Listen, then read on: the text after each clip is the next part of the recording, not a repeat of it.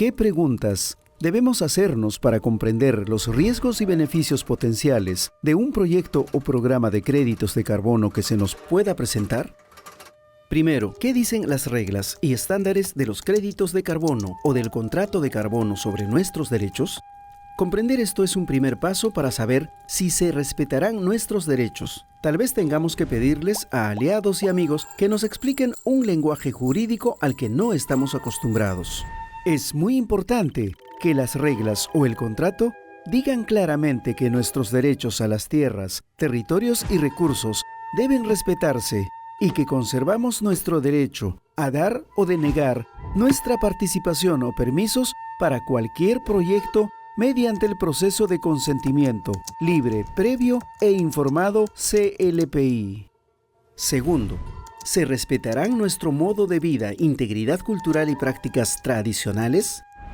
Por ejemplo, ¿se impedirán a nuestra comunidad continuar con la agricultura rotativa o recolectar alimentos y materiales de nuestros bosques?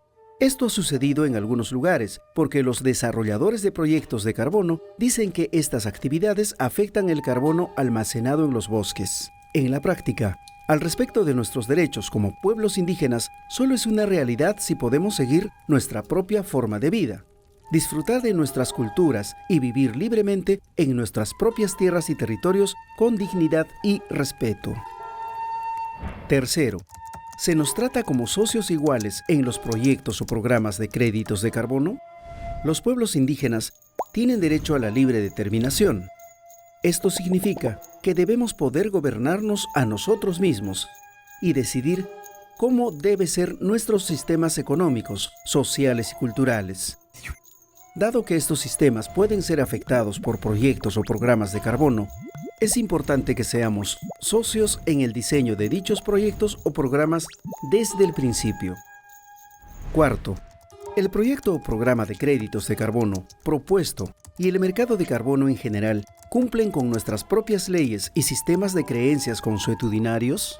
Algunos grupos indígenas tienen claro que poner un precio a la naturaleza, incluido el carbono, entra en conflicto con su cosmovisión y sus leyes consuetudinarias. Es importante que los ancianos y las autoridades tradicionales y consuetudinarias de nuestras comunidades estén debidamente informados sobre los mercados de carbono y posibles efectos en formas culturalmente apropiadas. Por ejemplo, las propuestas y los contratos deben traducirse a nuestros propios idiomas. Una vez informados adecuadamente, podrá ser parte de nuestros procesos internos de evaluación de estos mercados. Quinto, ¿hay riesgos relacionados con la venta de créditos de carbono por nuestra cuenta? Al igual que otros productos vendidos en mercados internacionales, los precios de los créditos de carbono pasan por ciclos. A veces son altos y otras veces pueden ser muy bajos. Los medios de comunicación y las acciones legales que retan a las empresas que compran créditos de carbono pueden influir en esto. Pero no olvidemos que también es importante que las comunidades indígenas comprendan qué obligaciones podrían asumir al firmar un contrato con quienes desean comprar créditos de carbono. Sexto, ¿qué ganaríamos o qué podríamos perder como pueblos indígenas al participar en proyectos o programas de créditos de carbono? Por ejemplo, ¿estos proyectos o programas contribuirán a nuestras prioridades autodeterminadas para el futuro? Debemos recordar que alguien que viene de afuera no puede decirnos cuáles serán los supuestos beneficios. En cambio, nosotros deberíamos establecer claramente cuáles son nuestras propias condiciones y expectativas para participar. Finalmente, ¿ayudará al clima la venta de créditos de carbono de nuestras tierras? ¿Estos mercados beneficiarán y respetarán verdaderamente a la madre tierra y ayudarán a calmar su fiebre? Para responder esto, debemos recordar algo llamado compensación.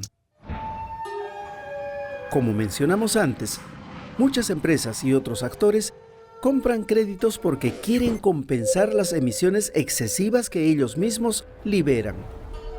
Su idea es: si te pago para que no emitas, entonces puedo emitir en tu lugar. Y la cantidad de CO2 que se libera a la atmósfera seguirá siendo la misma. Los científicos afirman que esto no es así.